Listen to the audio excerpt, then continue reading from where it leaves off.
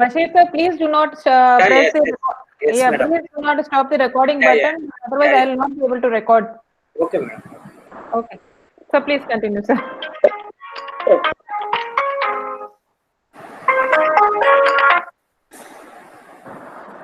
Okay, I think now we can start.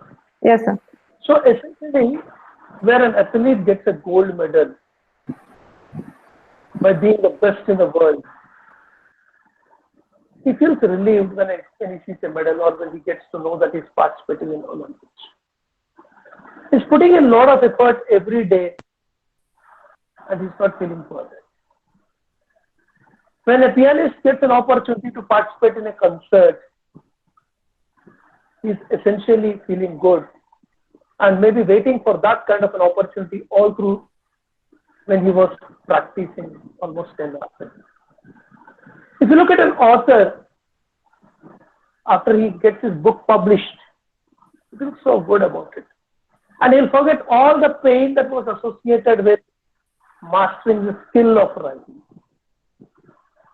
Now, let's turn the tables.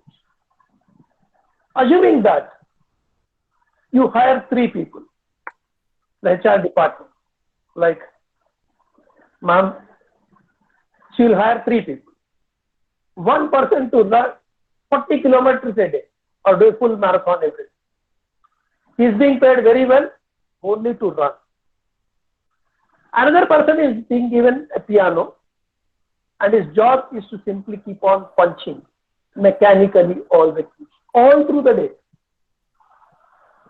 And a third person is being asked to work for 9 hours a day and keep on writing so that one day it becomes a book. No. Look at these 3 people who are being hired.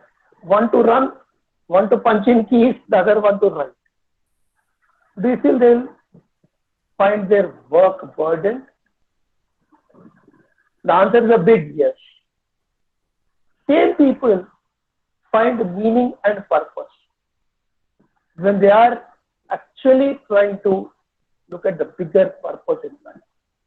They find more meaning when they look at the bigger purpose. So whenever we don't find meaning and purpose in whatever we do, it becomes a problem. Now look at kids. Kids any day will feel they are being put through torture. They feel, why should I learn? Why can't I manage to get some certificate? Why can't my university give me a certificate without conducting the examination? Learners feel burdened. That is why, as I say, even British Airways says, it's a universal phenomenon. Children walk to school, but they rush back home. That means to say, learning nobody likes, especially in an educational institution. There are very few people who actually enjoy learning. There are very few people who actually consider learning as fun. Now, if you really look at the science and art of teaching called pedagogy, more often than not, we come across, you can't see my PPT because I'll show PPT. I'll show PPT as and when there is some visual relief, I'll show. In 5 minutes, I'll show you PPT. I thought you might have seen enough PPTs all through the day. That's the reason I thought I'll give you some relief. Then I'll come back to the PPTs also. But the idea is to have a meaningful interaction. I wish somebody can even call me and say that this is what I have a question in mind and please hear me out so that I would like to get an answer. Because only when it's a dialogic, there will be more learning and retention of such learning also happens. Okay, we'll get back to that. I'll show you PPT something as well. Just hold on for a few minutes. I'll show you. Okay. Basically, if you see, all kinds of educational institutions, they have specialized in the art of teacher-centric education, where the faculty is a sage on the stage. So the teacher knows everything. He or she uses their superiority, positional superiority, stand on the stage and deliver the lecture. And every other person is expected to be attentive, keep their ears and eyes open, so that they will be in a position to absorb whatever knowledge is being transferred. But that doesn't last long. A lecture method was considered to be, or people have realized that a lecture method is the least effective of all formats of pedagogy. Okay.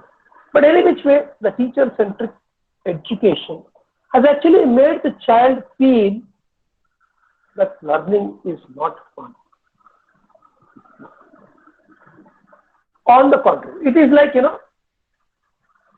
a monkey training its baby. A monkey doesn't bother.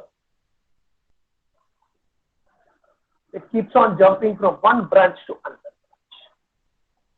branch. The baby monkey has to hold the mother. If the baby doesn't hold it firmly, the baby will fall on the ground and the baby will die.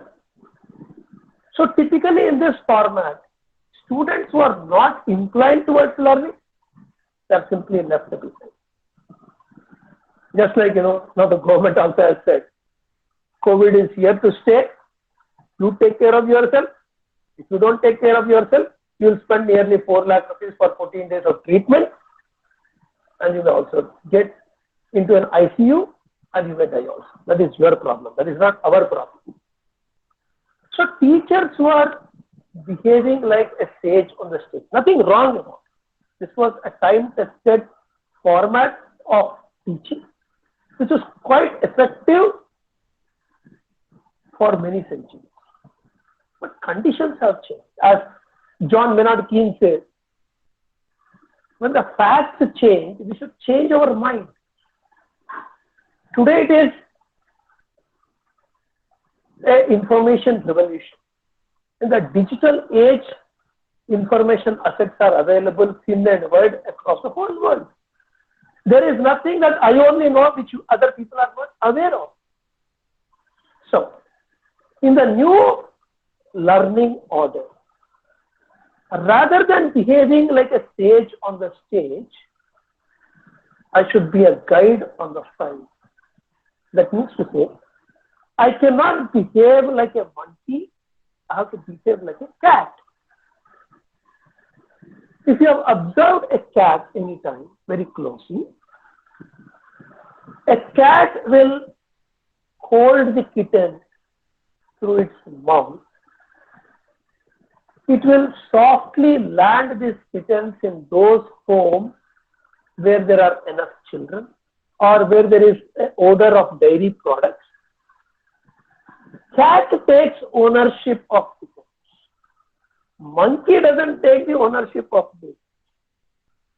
So that means to say, guide on the side is a new teaching learning methodology, which is considered to be more effective, where there are a lot of information overload, and still students feel and respect the faculty because the faculty can add to whatever is already available. Like say for example, it's almost 700 years or 650 to 650 years probably when Steve Gutenberg invented the printing press. Bible is considered to be the most popular publication globally, even to this day, followed by Quran, followed by Bhagavad Gita in terms of volume of numbers. So when Steve Gutenberg invented the printing press almost 650 years ago, everybody thought, now that we have got access to the Bible, we don't need to go to the church. But the fact remains, Even after 650 years, people still go to church and the numbers are increasing at an increasing rate. Reason being that when there is so much of information overload, people will start reading, but majority of them do not understand. And that is where, as a subject matter expert, as a professor, you are actually enabling them to gain more conceptual clarity with your valuable inputs. It's very fortunate that we are doing the session today. Today, according to the Hindu calendar, it is Guru Paurnami, a day where all the teachers across the globe are respected for their contribution. Because teachers will not become billionaires. Very few people will like Byju's may become a billionaire. But that is more an outlier in statistics rather than in reality. Majority of us will remain just maybe above average compared to the kind of society in which we are living. We may not be the most wealthiest people as a fraternity, because I am also a teacher, I am telling you this. As a fraternity, we will never be billionaires. As a fraternity, we will never be wealthy. But as a fraternity, we will be well respected. I come from a family of teachers, so I feel proud to be a teacher. So coming back to learning, why do people look at workstation not like a PlayStation? From PlayStation, you have to pull people by force. If your children are playing on a PlayStation, you have to bring them to have food, you have to make them, take bath and all. Workstation, every half an hour, every 1 hour, we would like to take a break, bio break, for no reason or. So I think there is something about gaming. So we should shift from learning to gaming. Because learning becomes a burden. Learning is not considered a positive word, unfortunately, by the majority, because educational standards have been reducing year after year. Sometimes I get an opportunity to go through the column of the Hindu, where an English question paper of 1903, 1904 gets published. When they publish it, I also try to figure out how good am I in English, and I'll try to crack. Mind you, this is 6th class question paper, 7th class question. And I don't feel ashamed to say, I can't answer a question paper of 6th standard in 1905, which gets published once in a while in 6th paper. So what it means to say, standards have got diluted over and over. And that's why Nelson Mandela used to say, to ruin a nation, we don't require it. We don't require arms and ammunition. All that we need to do is simply dilute the educational standards.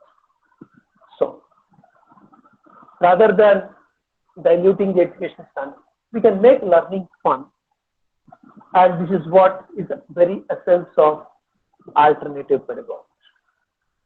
Anything which is alternative looks much beyond the existing available templates. We should try to figure out what actually works. And whatever works has to be applied. We should retain what is good. We should try to promote what is better, and in the process strive for the best. So, essentially, okay, I think some people want to see the slide.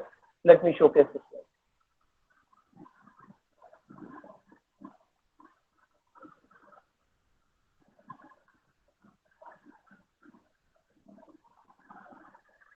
So, basically, we'll try to understand why more and more people are inclined towards gaming rather than learning.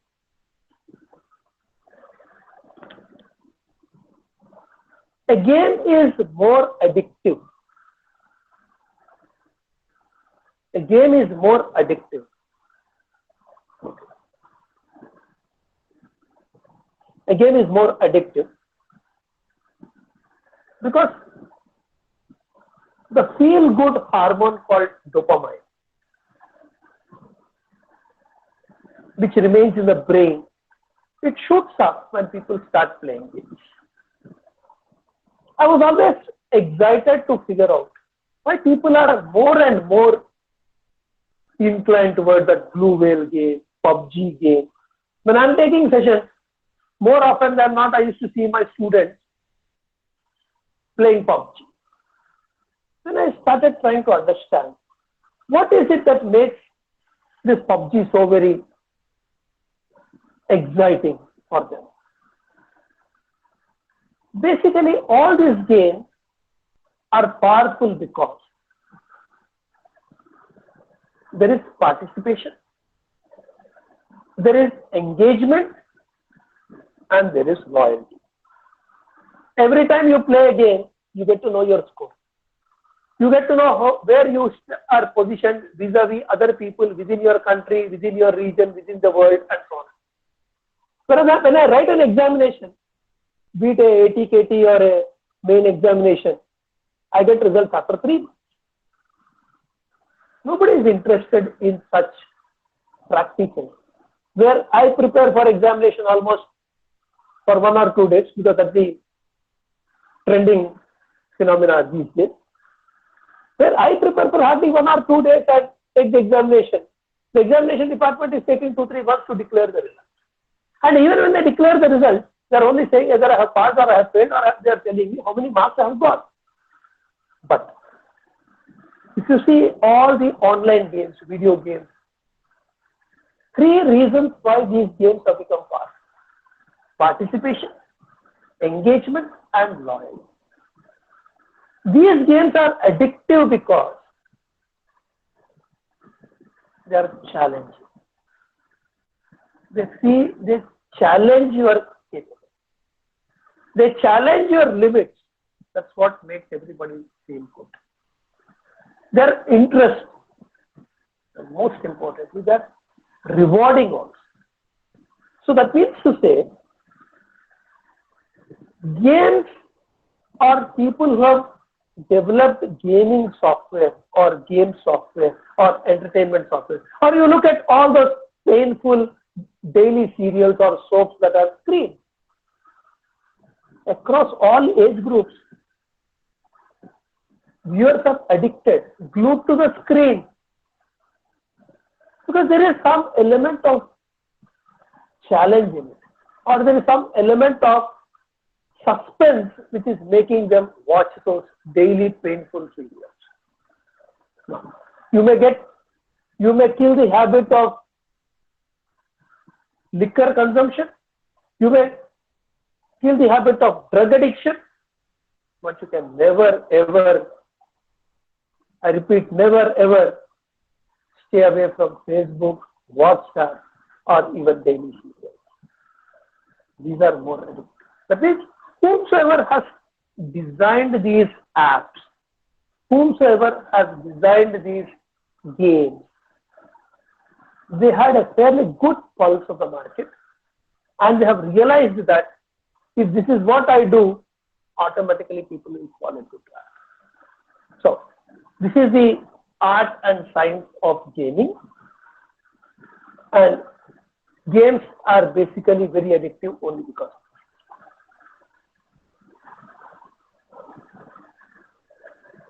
In the last few years, techno-pedagogy has become very popular because there is a paradigm shift from traditional chalk and talk to digitizing the pedagogical approach by using a variety of technical devices. Basically, it's a hybrid method in which you are blending ICT, information and communication technology or computer technology, with the normal chalk and talk method to enrich the learning process. Basically, you are trying to weave the craft of teaching into the learning environment by leveraging technology. So, This creates a dynamic learning environment which goes much beyond the bell. So unlike in the traditional setup where people are waiting for 4:30 or 4:45, I don't know when you want me to wrap it up, but typically in schools where people try to get out of the institution at the earliest possible. That is why if you have observed, there are multiple exits in every educational institution. So much beyond the bell, where you are going much beyond the grade level and subject. Not exactly what is being examined is not what you are supposed to learn. You should learn something much beyond the curriculum, extracurricular, co-curricular. It goes much beyond the walls. Today, when I was speaking to my mom, she was telling me it is Guru Purnima. And she said, there are so many gurus. Anybody who tells you something which you don't know is a guru. And that is why the Western world has accepted guru as an English word. Because many people connect guru to teacher. That is why guru became an English word. That's how they have learned.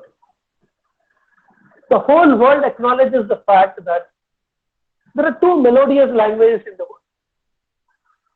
One is Sanskrit, the other one is Urdu. But these two languages could not increase their base.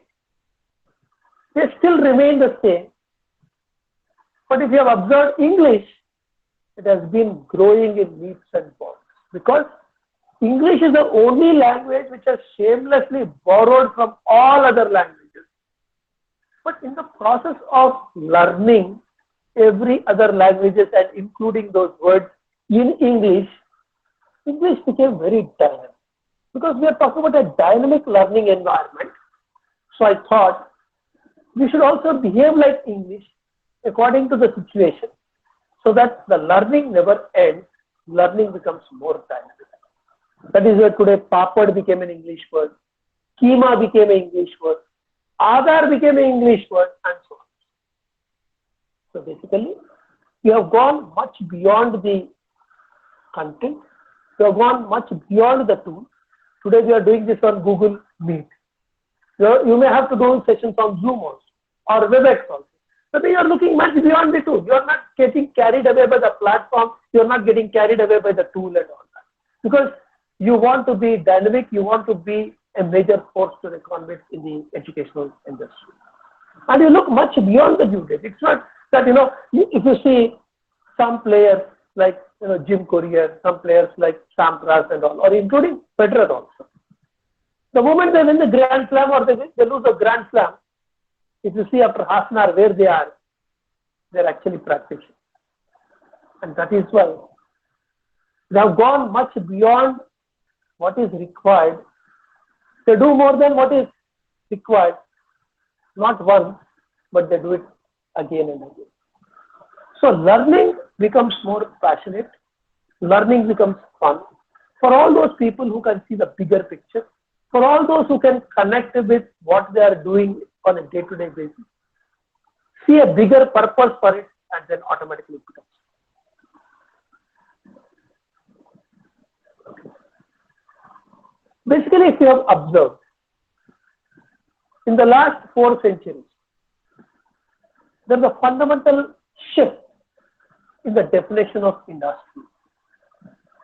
The industry in the 18th century was driven by hydropower and steam, which created mass production. Subsequently, in the 19th century, which is the second industrial revolution or industry 2.0, it was completely driven by power. The third industrial revolution was more about machines allowing digital automation, programmable machines which allow digital automation. But in the fourth industrial revolution or industry 4.0, which is the order of the day in the 21st century, where cyber physical systems and big data is creating smart factories. So essentially what it means to say, in this fourth industrial revolution, we need to be sensitive to the fact that our students work in this factory, which are basically focused on automation, machine learning, interconnectivity, and real-time data. In order to produce goods on a mass scale and reap the economies of scale and scope and make it price competitive, cost competitive for one and all. So essentially, because of this reason, all the tools that are used in this Industry 4.0, a very quick word on that, where we use big data and analytics, where we use cloud computing, where we use cyber security, where essentially we are using robotics, artificial intelligence, and so on and so forth, additive and subtractive, including multiplicative, technologies, manufacturing, and simulation, and so on and so forth. So essentially, if our students are going to operate in this kind of an environment, definitely they need to be much more connected. They need to have much more deeper insights into the concepts that we are going to discuss. If they have only peripheral knowledge, because this is a generation of all SMS. You see the spellings of most of them. Just before I started my session, there was a previous session was on communication. In fact, that's the most important skill that is required in today's world. Unfortunately, this SMS generation, their spellings are pathetic. They cannot articulate. They cannot write one sentence properly. So basically, in this scenario, the World Health Organization, I know WHO has been in the news for all the wrong reasons for the last 3 to 4 months. Globally, everybody is cursing them. But today they made one positive announcement that the pneumonia in Wuhan, which was the trigger point for the COVID-19 coronavirus, it was not Chinese government which has cautioned the WHO. It was the WHO office in Wuhan which has cautioned. So now WHO claims ignorance about the spread of the disease before they got to know about it. That means to say, even WHO was put in dark. Now, getting back to the focus areas which WHO has identified as 21st century critical skills. These are all the skill sets which are considered to be very promising for every student in the 21st century, wherever they are on planet Earth. They should be an excellent communicator, because absence of communication actually creates all kinds of problems.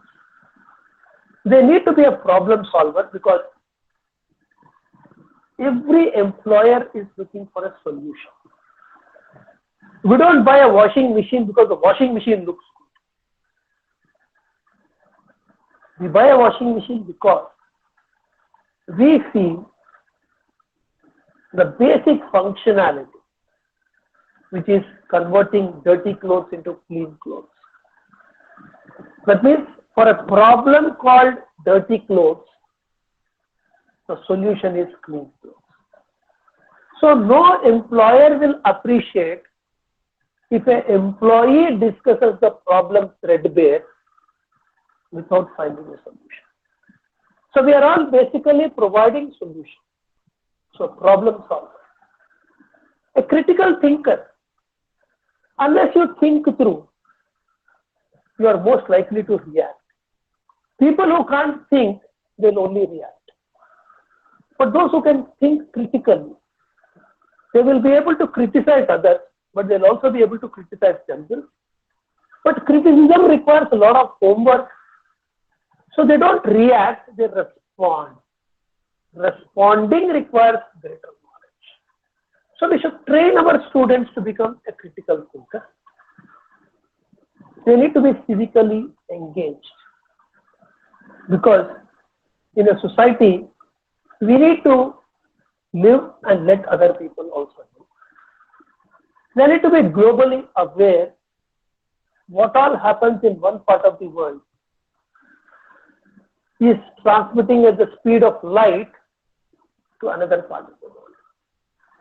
So one should be more sensitive to what is happening elsewhere, because today, because of the depth of distance brought about by communications technology,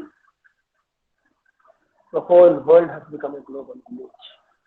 So we need to be sensitive to what is happening around. So what all we are talking today in a classroom environment, whatever may be the topic, if in another part of the world it is different, I should even tell that. Suppose if I am owner of a driving school, if a student joins my driving school and I am supposed to teach him driving, I should also say in another part of the world, in UK, you sit on the right hand side of the wheel.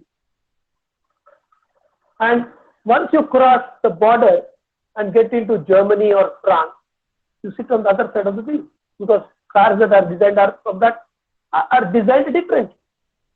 So as an instructor of driving, I should teach my students, I think I should have two different cars, one with a right hand drive, the other one with a left hand drive.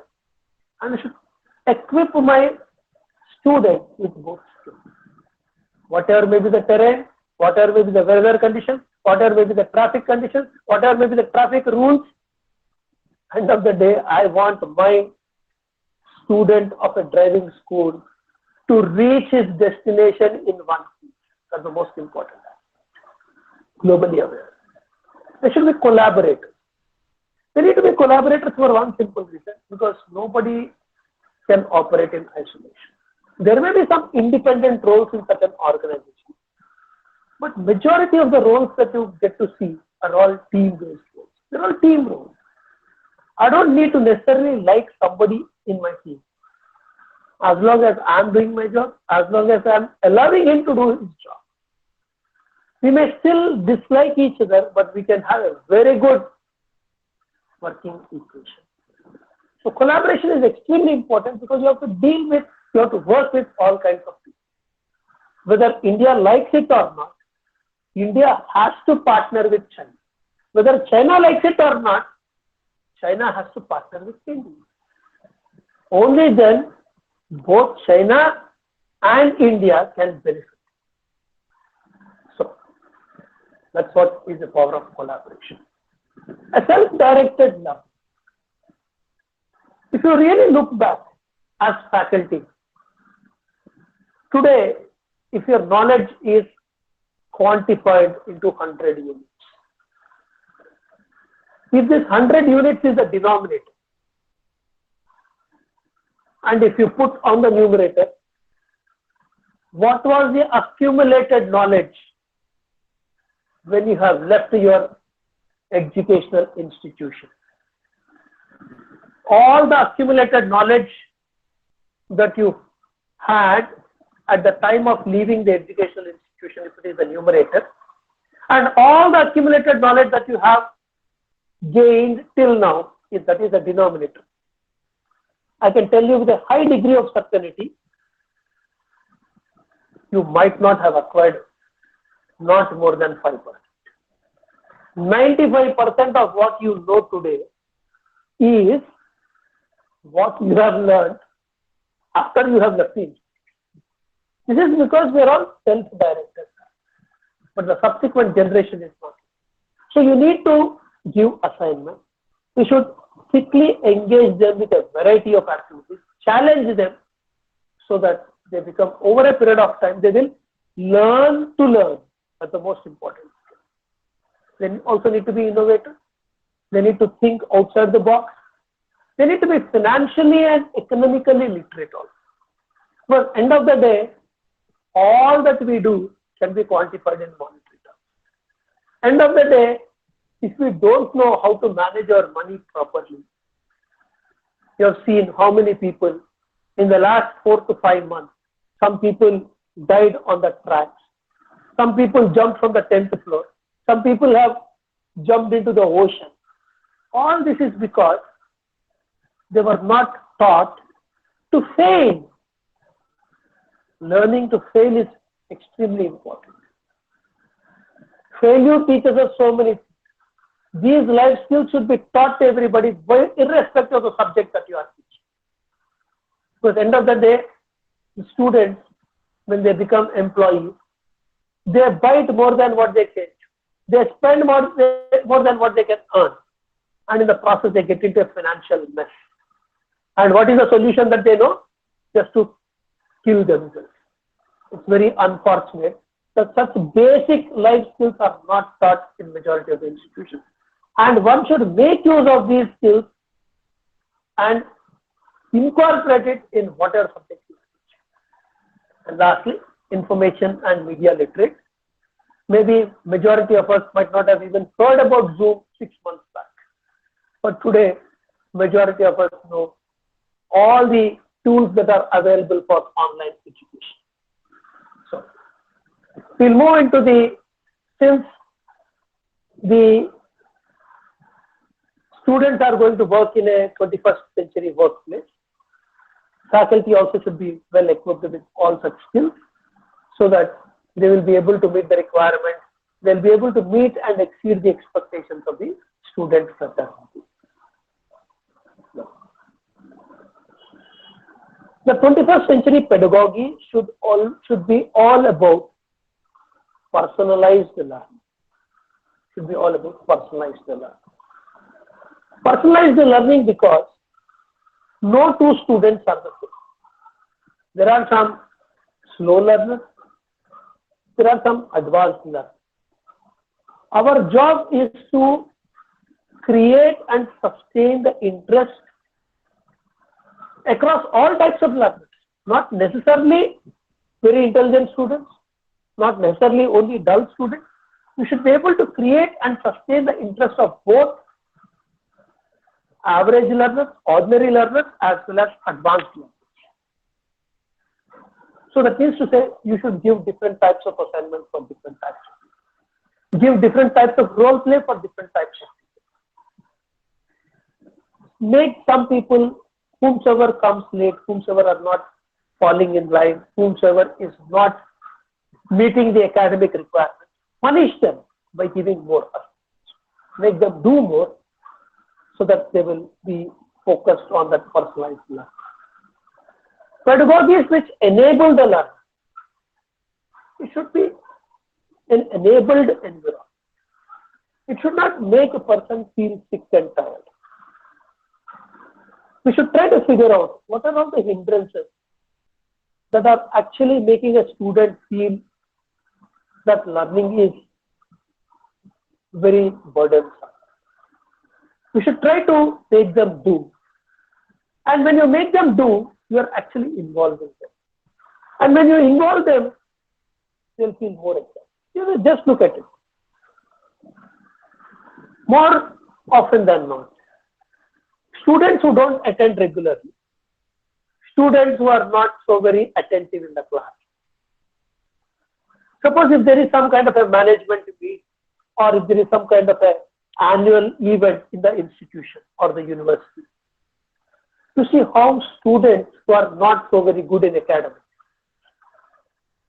they'll participate more aggressively. That means the Almighty has made each one of us good at something. Each one of us are good at something. Not necessarily that everybody should be good in academics. But if we can really modulate our pedagogy, even an average learner can become above average. Even an ordinary student can become extraordinary. The third aspect is pedagogies which highlight the interpersonal nature of learning. Always keep on giving group assignments. Give them group work. Make 2 or 3 people come together. Keep changing the team. Then they will learn the art and science of mingling with people, trying to mix with all kinds of people, because interpersonal. Look at the cycle of human life, from cradle to grave. When we are born, we are dependent. When we grow up, we become independent. Subsequently, we become interdependent. And finally, we'll again become dependent. So that means to say, the interdependency is a phase which is unavoidable. So better we train the students to be interdependent, keep some marks exclusively for group work, keep some marks which are group activities. So that they will learn to deal with different types of people. That's the most important requirement in today's world. And finally, pedagogies which contribute to building the learning community. Today there are so many discussion boards. For everything, people share their thoughts. People try to build on that thought.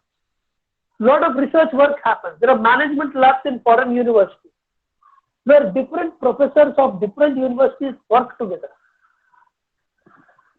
See, intelligence is nobody's monopoly. The Almighty has given intellect to everyone. Maybe the degree of intellect may vary, but it is there with everybody. So you can try to connect with so many people, build on your thought process, and come out with ideas for the betterment of the society. So basically, a pedagogy should have all these four features.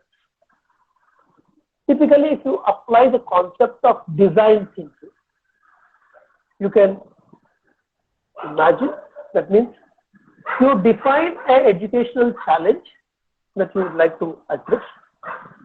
You reflect upon it by producing an account of your design process, the learning experiences that you have derived from it, and their outcomes.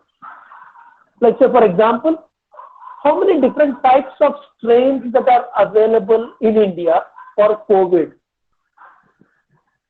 The Center for Cellular and Molecular Biology from Hyderabad, where I originate from, they have done a lot of research on it.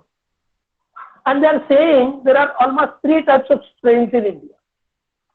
They looked at the virulence of this particular virus. The strain in US and Brazil is different. That's why you see the spread is much faster. The strain in Italy, UK and Spain was different. Strain in India, Bangladesh, Pakistan is different. That's why the death rate is relatively less. Not because of social distancing, not because of what the politicians have done in terms of lockdowns and all. The strain itself is different. So that means when people reflect on it, they'll be able to get some more knowledge about what is happening. Then you evaluate. Assess the content or assess the extent to which your design meets its objectives. Because design thinking is all about trying to come out with a solution which is more powerful. You go through these different steps of evaluate, prototype, ideate, inspire, and investigate. And that is how you come out with a solution. Design thinking has become a basic requirement. It's a primitive for even engineering students. But of late, design thinking has been applied across all kinds of streams, not necessarily engineering. It includes management, it includes science, it also includes medicine and technology and so on.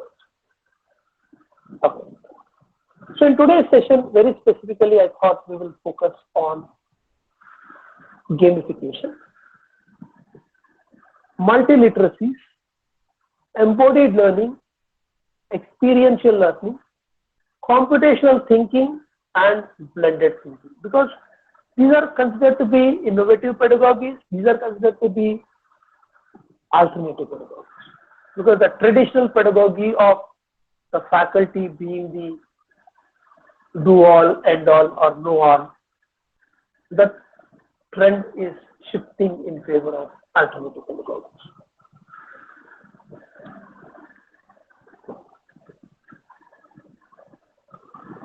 Gamification. Gamification is all about converting a concept into a game.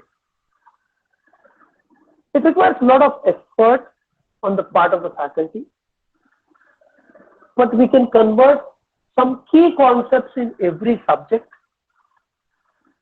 to look like a game.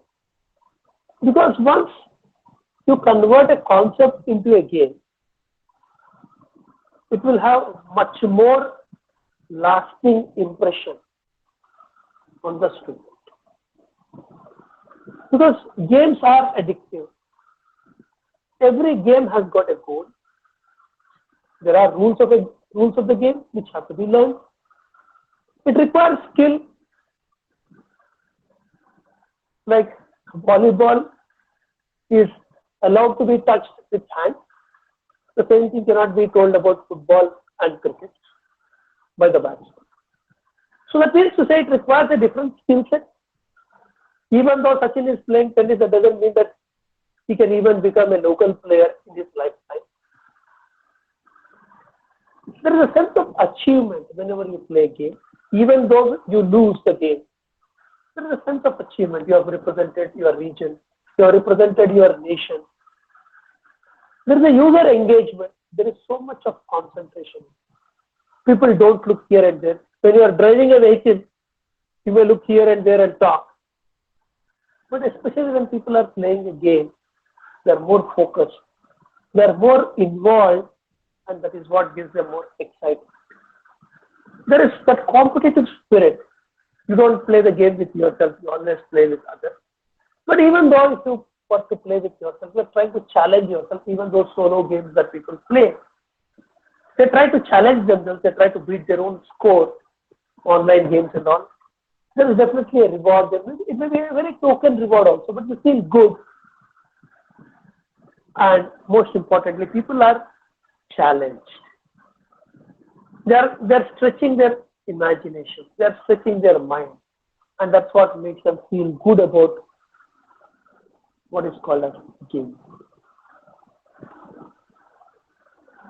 The next pedagogy is multiliteracy.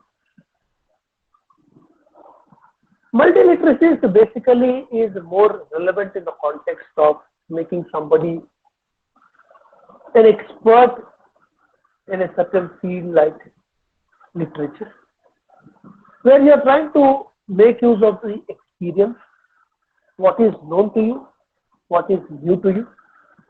What is already known, the learners reflect on their own familiar experiences, interests and perspectives. Where they try to learn something new, they try to observe or take part in something that is unfamiliar, they are impressed in new situations or contexts.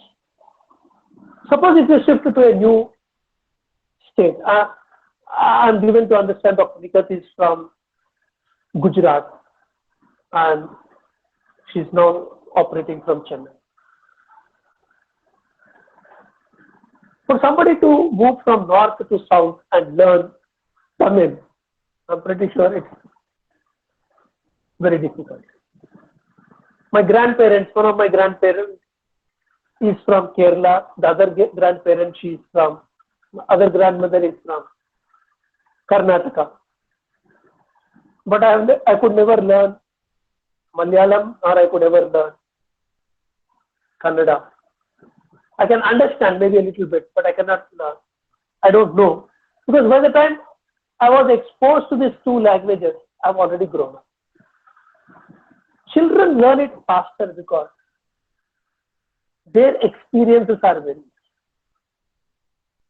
As an adult, we can't learn languages. We cannot learn because we feel if I speak something wrong, other people may laugh at us. A child who is not worldly wise can learn faster. The transformation happens very fast. So, basically, when you are immersed in the experience of multiliteracy, so you have got a context, you try to deal with what is known, what is unknown, and with some guided instruction, you'll start improvising upon it. So if we have the right kind of person to guide us, slowly we will try to make some sense of certain new words which we are not familiar with. And over a period of time, we'll be able to frame very short sentences and all. Subsequently, when we are put through critical framing, that is one step further, where students interpret social and cultural context, because certain words have got meaning in certain context only. Because the local dialect keeps on changing every 100 kilometers.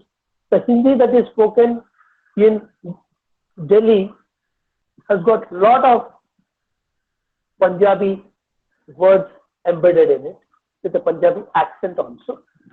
Unlike in Hyderabad or Lucknow, where there's a lot of Urdu words mixed with Hindi. We don't even realize that this is a Urdu word and not a Hindi word when we are living in Hyderabad or Lucknow. But only when you go to other Hindi heartland states like Uttar Pradesh and all, then we realize that the choice of our words actually is not Hindi, it is Urdu. So when you interpret social and cultural context, automatically you'll be able to make some sense out of these words. And finally, you can transform the entire practice by making it to other texts or contexts. A lot of good literature work which has been translated into other languages, not word to word, but in a more creative way, because these multi-literacies have passed through this course. So there is a pedagogy for this. There is one particular Sanskrit scripture which I read every day called Yoga Vasistham. Emperor Akbar was so much fascinated with this scripture that he had made a scholar translate this into Arabic, titled as Yoga Vasisth.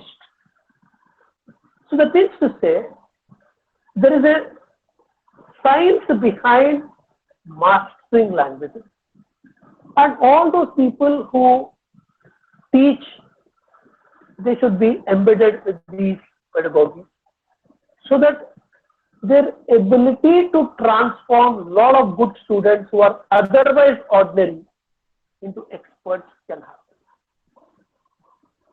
We'll move to the next pedagogy, which is called embodied learning.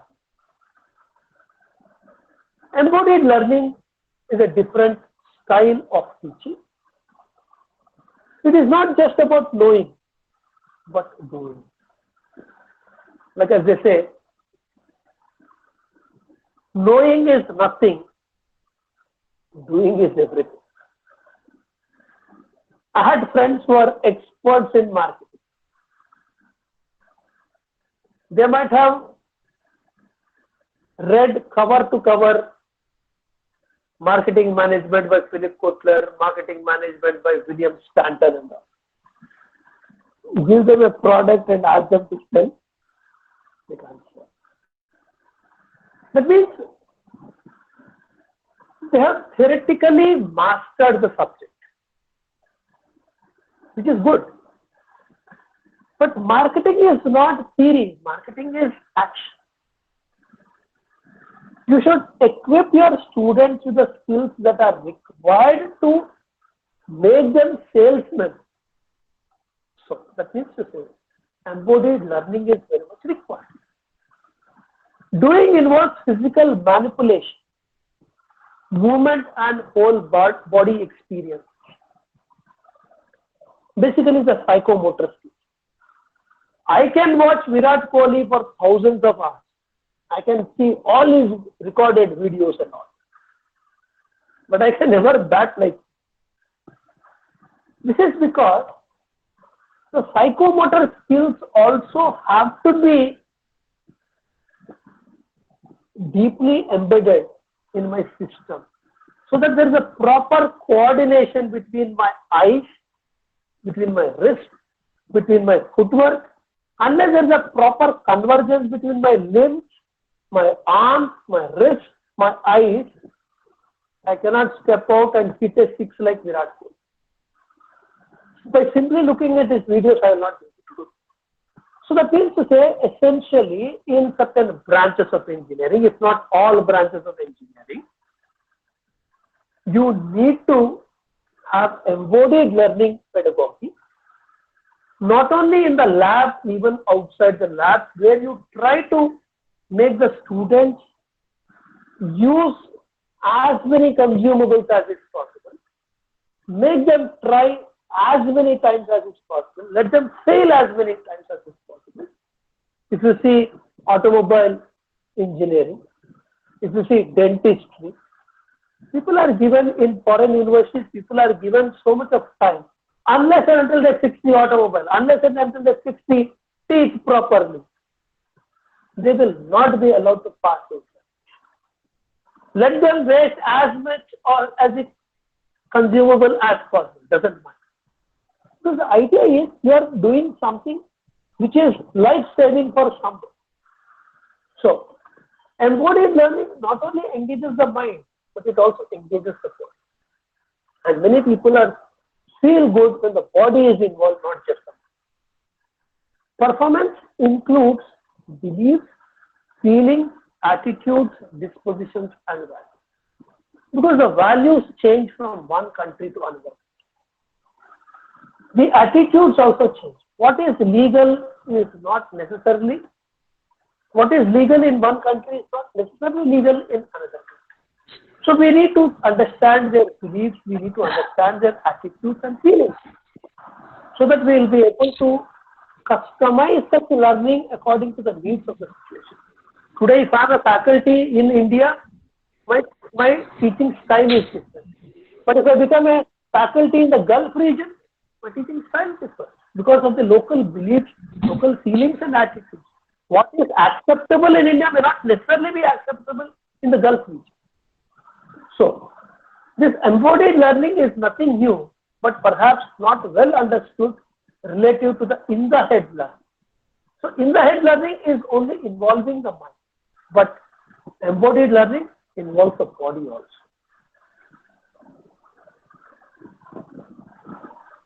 Experiential learning. Like as they say, experience is the best teacher, but unfortunately, the fees is very heavy. We cannot become wise in hindsight. Unless I go through the school of hard knocks, and only then if I have to learn this, it will be a very expensive proposition for me. India has to learn from the rest of the world, because India is 2 weeks behind in terms of the COVID curve. So, the infection in India started 2 weeks later than US. So, technically we have an advantage. We can do, today we know that even if a person who cannot smell properly, if his nose is not functional properly, that is also a sign of COVID infection. What it means to say. This we didn't have the luxury if we had been infected with COVID before US. So countries which are having the COVID curve late, or countries which had a late entry, a late wild card entry of COVID in their country, they are tremendously benefited. Be it Bangladesh, be it Pakistan, they are benefited, including countries in the Western world where the infection of the virus came late. So countries which have already suffered, we have got something to know from them. So you can say what happened. Gather the facts, which is more difficult to gather because everybody is giving opinions. Very few virologists, immunologists, they are the ones who are actually giving, they are the ones who actually understood the biology of the virus. They are the ones who are not getting visibility, but they are the ones who know the facts. So, once we know what has happened, after gathering the facts, we should reflect upon that. How did people who have been infected got experience? What kind of experiences they had? What were their feelings? Once you start reflecting upon that, now you can start conceptualizing. Now we have got a bigger picture. We found something. Now we are saying, why did this happen? So having understood this, having gained that conceptual clarity, because only confusion leads to clarity, we can apply this. We can say, what do I do next? So that means to say experiential learning involves these features. There is a concrete experience, try it out and see what has happened. You can reflect on that observation, analyze the experience, view from multiple perspectives, go through that conceptual abstract, connect the ideas, connect the dots, link to the existing knowledge and understanding, build on the existing knowledge, and finally go for active experimentation, which is formulating a hypothesis, test the hypothesis, to get to know whether the null hypothesis has to be accepted or rejected, and then you can have actionable learning because your plan is now capable of being executed, so you can go ahead and test it. The very benefits of experiential learning are very deep insights and very long-lasting learning. This is the most important aspect. You should know not just at a peripheral level, but at a much deeper level, and you should also be able to retain that knowledge for a fairly long period of time.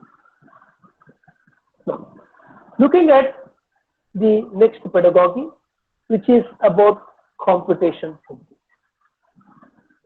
A computation thinker, a computational thinker, applies logic, applies algorithms, decomposition, patterns, abstraction, and evaluation. When he is applying logic, it consists of prediction and analysis. Only when you analyze, you are able to predict.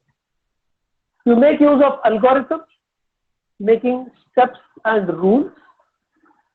There are algorithms which are used for even robot trading. Even when the whole universe is going to collapse also, trading still happens in different financial markets because there are algorithms which are taking care of the such robot trading. There is a decomposition where you drill it to its granular level, where you break down into its component parts and try to understand at a component level, where you try to look for patterns through artificial intelligence. You use AI to spot and use similarities. You are trying to figure out patterns, continuous patterns, reversal patterns, and so on and so forth, so that patterns help you in making prediction. You also try to abstract, remove unnecessary details, just like you go for data scrubbing. There is a lot of noise. You remove the noise so that you get to know what is actually happening. And finally, you will also do evaluation. That means you make value judgments. You say what is good, what is bad, how good is good, how bad is bad, and so on and so forth. How are you doing this? You are tinkering. I think all of you may be aware of the Atal Tinkering Lab, where Niti Aayog gives 10 lakh rupees for every institution, a one-time 10 lakh rupees for setting up a lab for STEM education, science, technology, engineering, medicine, and mathematics. So Niti Aayog gives 10 lakh rupees for every institution one time, and it also gives 2 lakh rupees per annum additionally every year for the next 5 years. So every educational institution can get 20 lakh rupees support from Niti Aayog. It's called Atal Tinkering Labs. Tinkering, you are actually experimenting and playing. The more you keep on experimenting, you just give a toy to any child. After the child plays with it for a while, the child will simply throw it. The child will try to break it, because it is in the DNA of every child to know more than what is visible on the face of it. So they try to break toys because they want to know what is there inside. This is what is tinkering. Creating, designing, and making. When you are creating, you are trying to redesign, you are trying to remake. That is why Zara, the owner of Zara, by tearing clothes, he has designed something new. The owner of Zara is among the top 10 wealthiest people in the world. Jeans which is completely torn, called as beggar jeans, sells for more than $300 in India. So you can imagine how designing and how redesigning and remaking can create new concepts. Actually, if somebody wears such jeans, you'll think that they are beggars.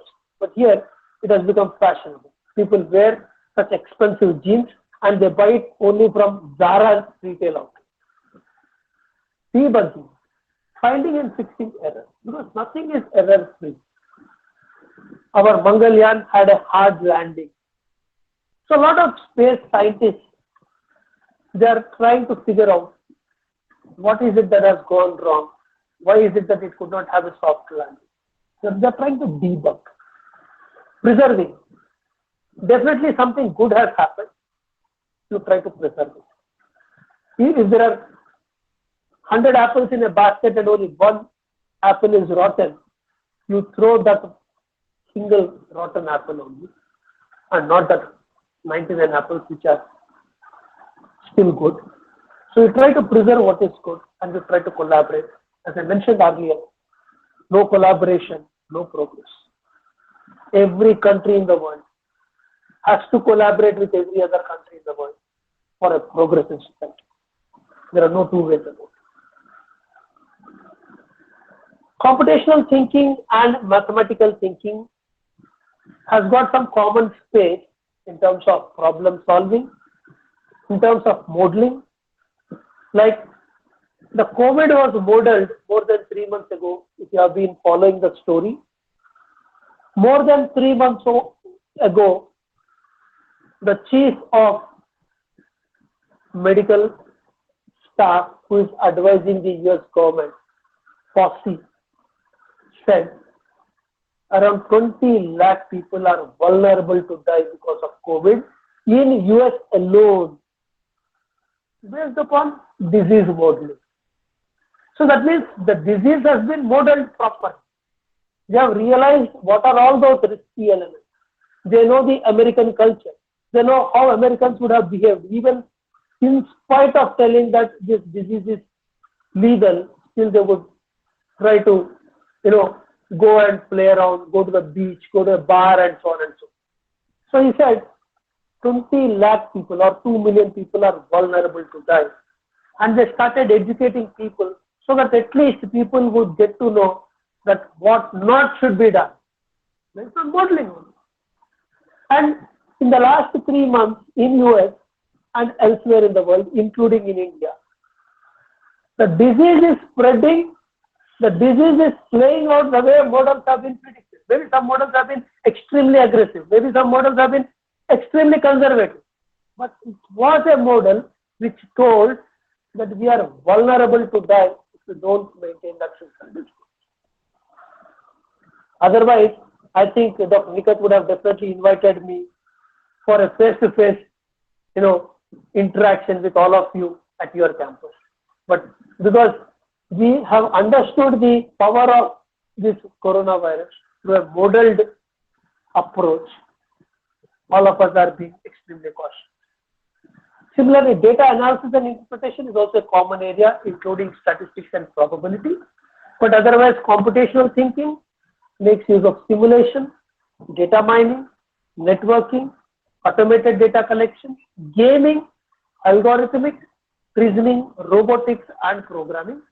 And the body of knowledge of mathematics contributes in terms of counting, arithmetic, algebra, geometry, calculus, which was invented by Isaac Newton because Newton could not prove his third law of motion. It took 40 years for Newton to prove the third law of motion.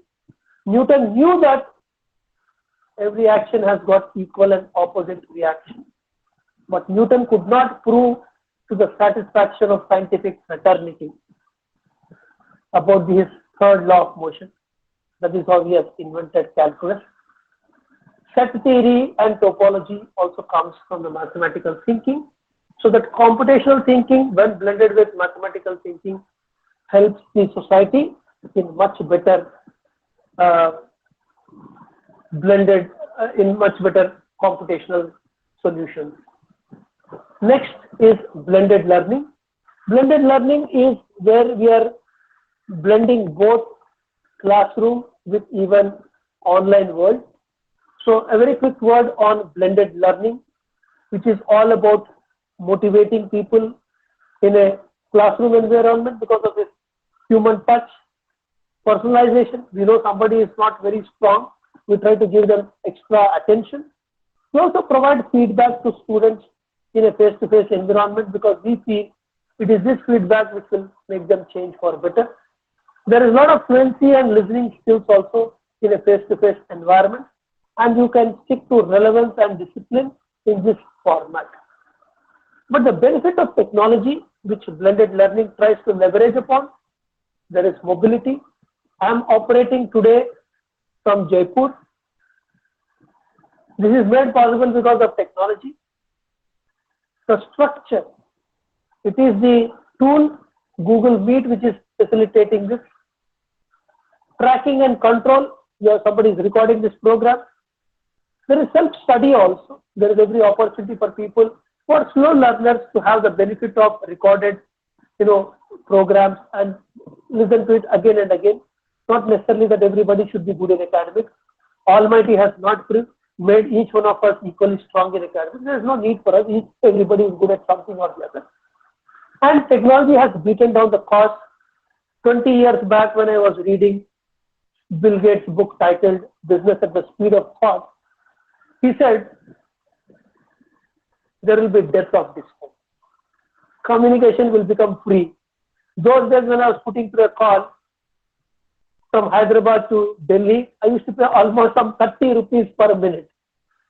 And I used to wonder, can communication ever become free? But today, that was the time when, I repeat, that was the time when Vijay Sanchar Nigam Limited was the only provider of ISP. It was a monopoly on international gateways. I paid in 1993 30,000 rupees to VSNL for 100 hours of internet access. I repeat, 100 hours of internet access had cost me 30,000 rupees in 1993 when my salary was 2,500. Today, thanks to technology, thanks to ICT, costs have dropped like a hot potato. Now, technology is available for a song, and that is why blended learning should be done, because we have got global reach. I do programs where participants have joined from Canada and US last week. So this is all the strength of blended learning. And lastly, let me skip this slide. When we look at this blended learning, we can see how a unit or a lesson can be taught vis-a-vis a single course as well as the entire curriculum. So faculty, in coordination with the program chair, can decide what should be the mix of classroom sessions and online sessions, so that you get the benefit of both the worlds. You can drill it down to granular level. You can say the fixed daily schedule for each and every unit, enhance a traditional instruction. That's the role of the online component. It will try to add value to it. The teacher leads the instruction, where at a unit level, the teacher drives the learning also as far as student is concerned. But as you see, when we move forward to a single course or an independent learning happens when it is entire curriculum. So that means to say, you will make the student get exposed to the baby steps one by one, so that gradually the students will be trained so that they will learn to learn. Parents will not live forever. Religious gurus will not live forever. Managers will not live forever. Teachers will not live forever. But children should conduct themselves in a way which is acceptable to the parents, even after the death of the parents. Employees should behave in a way, or subordinates should behave in a way as if the manager is sitting around and overseeing them. A student should behave as if a faculty is supervising them. That means to say, be it a student or be it a teacher, be it a religious head, be it a manager, be it a parent, our core deliverable is one single aspect. Our core deliverable is make yourself useless, make yourself unwanted. How can we make ourselves unwanted? By setting in a process so that our target audience, be it a student or a subordinate or a disciple or any student, they should go through this framework. They should feel that at the end of this process, I'm an evolved person. I don't require anybody to supervise me. I don't require a manager. I can still perform with a high degree of certainty. I can produce more output. I can be efficient. I can be effective without my manager supervising. That is the power of blendedness. That is the power of an alternative pedagogy. Because this is what will make students a lifelong learner. Because learning is not a destination, learning is a journey. Even when they leave the portals of our university, they still have to learn. So as a faculty, our job is to ensure that every student takes ownership of learning.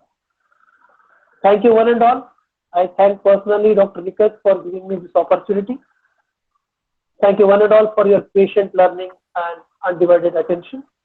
I consider it a privilege to be part of this one-day webinar hosted by Crescent Institution. Thank you. Thank you, sir. I hope today had my faculties have a very great session, sir. They must have learned a lot of things. Thank you. Now, can they post the questions, sir? Thank you. Yeah, please. Yeah. Please. You Please, can please. post your questions in the chat box, or you can unmute, sir. If you can stop sharing the slide, then you'll be able to see all the Okay. participants. Sure, sure.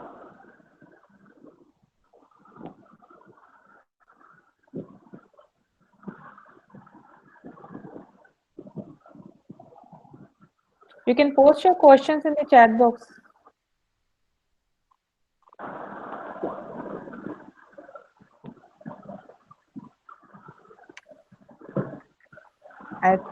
I think all of them are tired now. think now they are tired. They have been. Oh, HOD saying great presentation. Good. Thank you, sir. Thank you, ma'am. I'm sorry. After a long time, they had a complete 8 Thank you. hours. Oh, yeah, I think, actually, I forgot to tell you something. Yes, sir. Talking is the most easiest, but listening is more painful. Listening requires more energy. And madam has not given any lunch break also. No, we gave, sir. Basically, listening requires. Okay, you gave, is it? Okay. I thought, because I was looking at your schedule. But Thank you, sir. yeah, the session got delayed, na, sir? So we gave at 1:30, 40, sir. Okay. Okay. You have given them. I think Yes. you have been kind enough to give them a lunch break. No, sir. Thank you. Thank you, sir. I can see people only thanking me, but I feel really good if somebody asks me questions. Till last session, they But were I think they're tired. But I'm pretty sure we'll get more opportunities to interact on your platform, Sure, sir, definitely. because I think we would like to reach out to as many people as is possible. And end of the day, this is all part and parcel of nation building. There is Yeah, one somebody question, is asking a question, but it just popped up and disappeared. Yeah, please. how do these ideas fit in with the guidelines and accreditation recruitment of regulatory authorities? Incidentally, I'm also a consultant for accreditation and all, so I can say with high degree of certainty. NAC says very clearly, NAC as well as NBA says very clearly, no OBE, no accreditation. That means no outcome-based education, no accreditation. And in outcome-based education, you have to do all these alternative pedagogy. You have to do that. In fact, you get a much better score. Thank you, ma'am. Because I see somebody thanking me all the time, so I consider it a privilege to even reciprocate. As regards the documentation that we do for NBA and NAC, authorities who come to visit your campus, the peer group, if you can impress upon them by sharing your pedagogy, because as they do what you say what you do, prove and improve. These are the 4 steps for accreditation. Do what you say what you do, prove and improve. So when you're trying to prove to the satisfaction of appropriate peer group members that Crescent is different and better than other institutions, you have to showcase this pedagogy. You should say these are our students. They are not the best, not necessary. These are the slow learners, these are the advanced learners, these are average learners. What kind of teaching pedagogies that we deploy to bring the average learner on par with an advanced learner? So these things are very much required in accreditation. There are no two ways. I hope I have answered your question. That was first and last question, sir. That is the first and last question that was ever asked to me today. I think they are tired. So we'll get to meet. Okay. They are tired and I'm retired. No, sir. Okay. I will keep troubling you, sir. So what we will do? Please feel free to trouble me. I would like to be troubled. Okay, good. HOD of Aerospace says that the question is answered. Very good. Nice to know, sir. Nice to know, ma'am. Thank you, one and all. So we'll connect once again. But if you are not able to see me on the screen, you have to blame Dr. Nikat, not me. Because I am accessible. Nice, sir. You are visible. Thank you, sir. Thank you so much. Thank you. My pleasure. Bye-bye. Stay safe. Thank you. Yes, sir. Okay.